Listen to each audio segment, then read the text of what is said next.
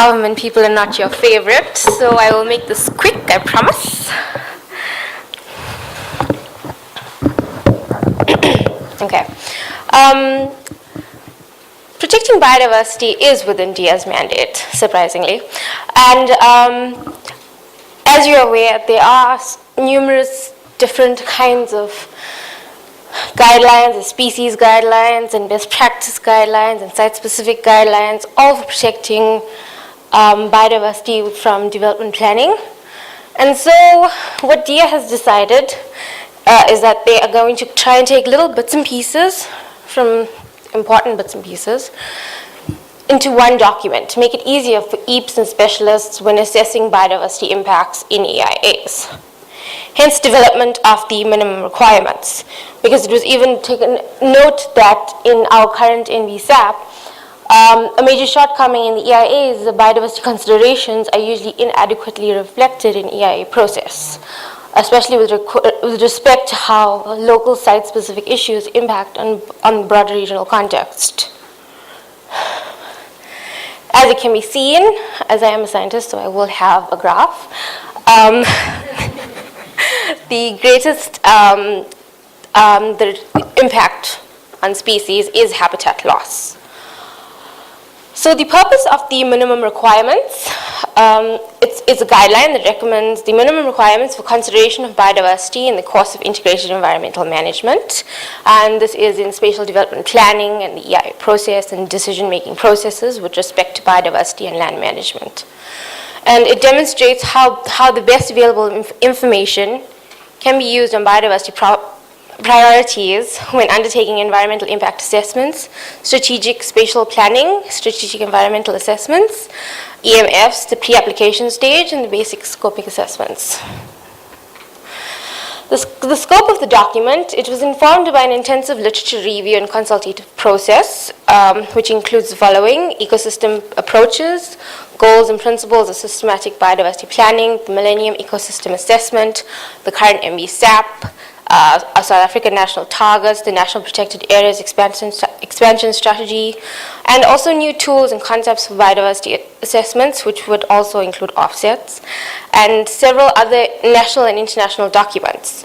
It identifies sector-specific issues to supplement the guidelines and broadens the spatial and temporal scope of impact prediction, and this includes site-specific effects, indirect effects, and cumulative impacts. The content of the document in Part A is basically just a general introduction and background. And then there's the South Africa's international obligations and targets, which would include mostly inputs from the CBD. Concepts such as biodiversity patterns and processes, ecological infrastructure, ecosystems, goods and services, and biodiversity mainstreaming. Part B is the overview of the legal landscape in South Africa, which entails mostly of NEMA, which you have just heard of. Discussion of the law and biodiversity assessment in practice and how values of biodiversity are reflected in different laws. The various policy instruments in biodiversity conservation, such as the bioregional plans, the NBSAP, etc., etc., etc.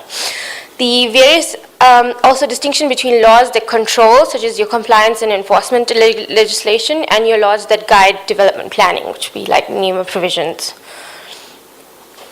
There's also a very nice table in the document. Well, this is just parts of it, which corresponds legislation with the land use that's occurring. Part C is the policy framework, which includes important documents, so inputs from important documents such as the NDP, the Sustainable Development Program, the NVSAP, the NVF, and CBD, etc. Then there's methods of identifying priorities for biodiversity conservation using systematic biodiversity planning, the hierarchy of biodiversity importance. And there's other useful information in this section, such as in FIPA's, the Red List of South African plants and important biodiversity areas, etc.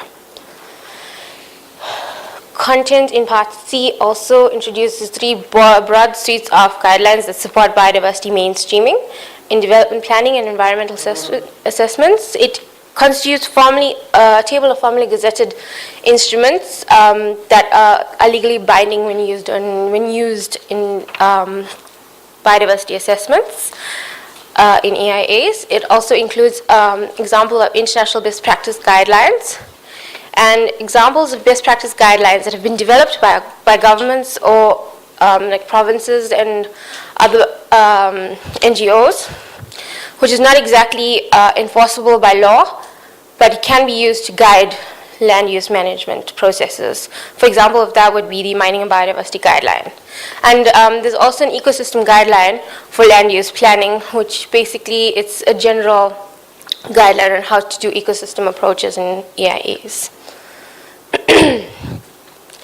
Part D is a good practice guide and to assess impacts on biodiversity, ecosystem goods and services. It introduces different types of impacts on biodiversity in different ecosystems and how they should be identified, assessed, and if residual impacts are unavoidable, how to be mitigated. There's a scope of assessments of what it should entail when considering biodiversity in EIAs and the mitigation hierarchy, and at what level and how to introduce an offset and the logistics behind that. There's also an interesting guidance on when and how to involve specialists, as this will vary depending on ecosystems, habitat, and species at risk. Part E is a section that deals with biodiversity impacts associated with the different types of development, flagging biodiversity in a sector-specific context. This could be a bounded or place-restricted infrastructure development, such as mining. You get linear developments, coastal impacts, forestry and agricultural impacts, water resources developments, marine and offshore developments, ecotourism, and it involves a whole host of different sectors. Part F is the minimum requirements for biodiversity inclusive impact assessment. It looks at the following three stages: the pre-application stage, which helps you to identify biodiversity impacts at an early stage of the EIA. Then the scoping stage, which is the feasibility or alternative determination. That also helps you to identify at which stage to introduce a specialist and what type of specialist to introduce. And then the overall environmental impact assessment. There's also a decision support tool, which is just a set of questions guiding the EPA specialist to identify what is important when considering biodiversity impacts in an EIA. And it looks a bit like that. I'm not sure if you can see it very clearly.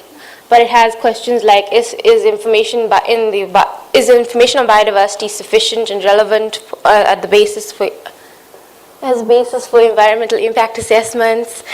Are there important ecological corridors, etc., etc. So whatever is important in biodiversity, questions are being asked about it in this tool. Sorry if you can't read it. So in conclusion, well, even though this guideline is basically almost complete, it is currently out for public comment, so it's currently still young. And I should say we are requesting comments on this document. It has been submitted to Working Group 1 for comments.